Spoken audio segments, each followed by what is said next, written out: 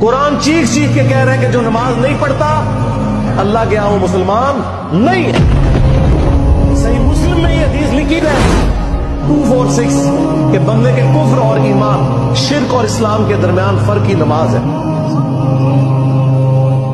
یہ حدیث مسلم میں ہی لکھی رہ گئی کہ ابن مسعود رضی اللہ تعالیٰ عنہ کہتے ہیں کہ جماعت کے ساتھ نماز پڑھنا یہ سنت خدا ہے، یہ تمہارے نبی کی وہ سنت ہے جو اللہ نے انہیں عطا کی، اگر اسے چھوڑ دو گے تو برباد ہو جاؤ گے۔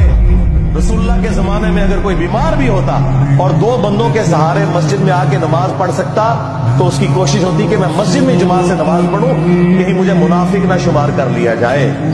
جماعت چھوڑنے پر رسول اللہ کے زمانے میں سمجھا جاتا تھا صلی اللہ علیہ وسلم کہ بندہ منافق ہے۔ صحابہ کرام کو، اہل بیت کو کب معلوم تھا کہ ایسی امت بھی آنے والی ہے جو آپ سے بڑا عاشق رسول ہونے کا دعویٰ کرے گی اور نماز ایک نہیں پڑھے گی؟